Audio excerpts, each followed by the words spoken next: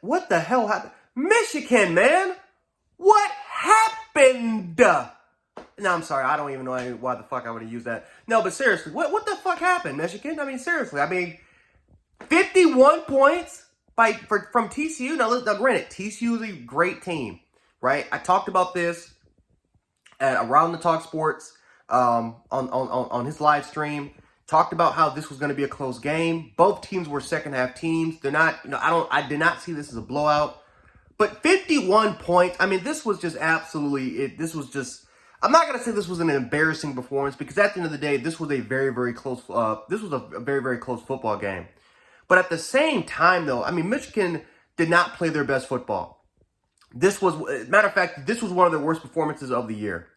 Now, let's give credit where credit is due to TCU. TCU came out here. They balled out. Did Max Duggan have the best game? No, Max Duggan did not have the best game. Max Duggan had, I wouldn't say he had a couple of careless interceptions because the one interception was literally perfect ball placement. And the receiver just kind of tipped the ball up a little bit, and now that came up with the interception. But again, TCU had turnovers that Michigan should have took advantage of, and ultimately TCU, the majority of the turnovers that happened on their side, they took advantage of opportunities, and that's one thing that TCU has done probably better than anybody in the country.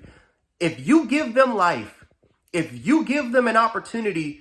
If you give them an opportunity to get back, to get them back in the football game, if you give them if you give them a gift, right, whether it's a Christmas present or what's going on with New Year's, they're going to take full advantage of it, and they're going to capitalize off those opportunities, and that's exactly what happened with Michigan. J.J. McCarthy was not great today. Now, granted, he played his ass off. He did not give up. He didn't quit. He continued to fight, but he was not good today. He was just not good today. And that's one thing that has been holding Michigan back from winning national titles, from beating Ohio State, even though, again, they done it back-to-back years. But even before the 2 wins that they got now, like, this is what's stopping Michigan from winning big games. It's quarterback play. It's quarterback play at the end of the day that is stopping Michigan from winning these games. And that's the difference. And the difference today was that one quarterback made more plays. One team capitalized off of the opportunities.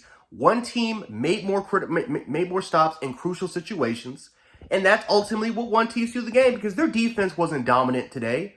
Even though, again, granted, TCU was literally up 14-0 at one point, and then Michigan decided to storm back, but then TCU took control. I think it was 28-16 at one point. But it was madness. It was absolute madness. I mean, Quentin Johnson wide open after he caught a drag route and decided to scamper that shit all the way in. You're talking about more of an inside zone read where their running back took that crap all the way to the 1 yard line after just kind of a blunder from one of the defensive linemen, whether it was tipped interceptions, whether it was whether it was giveaways. I mean, it was just the little things, man. The little things that ended up costing Michigan this football game. But again, let's give credit where credit is due to TCU. Because again, they made more plays. They capitalized off of the opportunities that were giving to them. And that is what TCU has done better than any team in the country. That's exactly why they've survived. Because let's be honest here, TCU probably should have been 9-3. They probably should have been 9-3.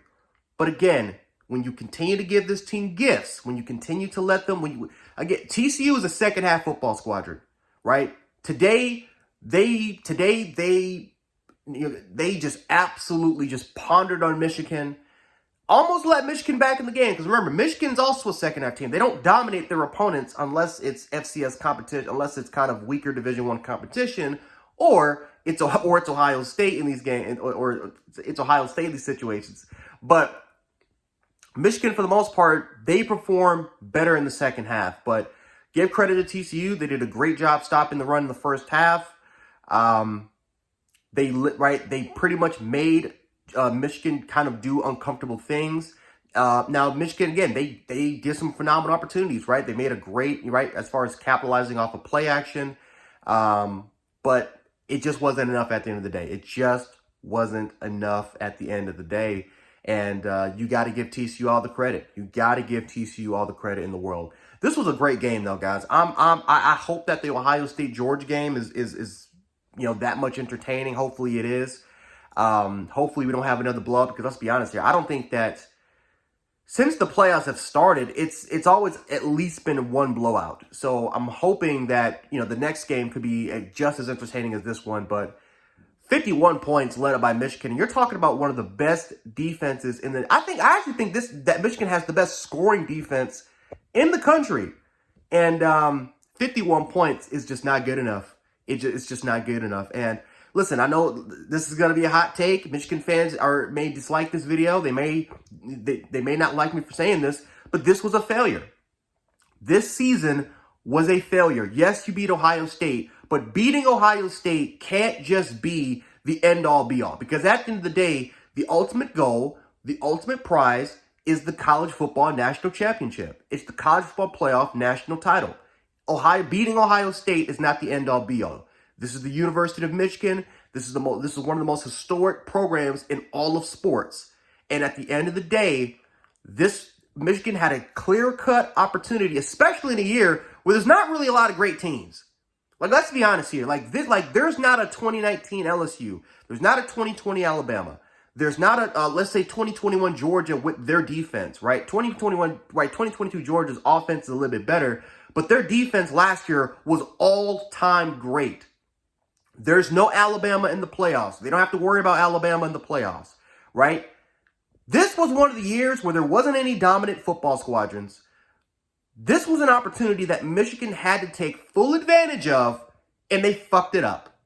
They fucked it up. And because of that, now they're sitting at home like the rest of us. So this season was a failure. Because is it really going to be? Because like I said, it's not guaranteed that they're going to be back in this position.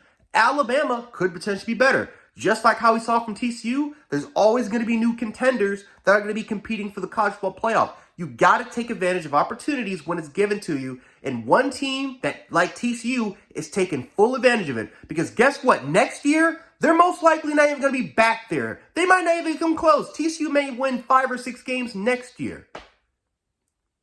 But they're taking full advantage of every single thing that was given to them. And Michigan did not do that today. And it may cost them for potentially the foreseeable future.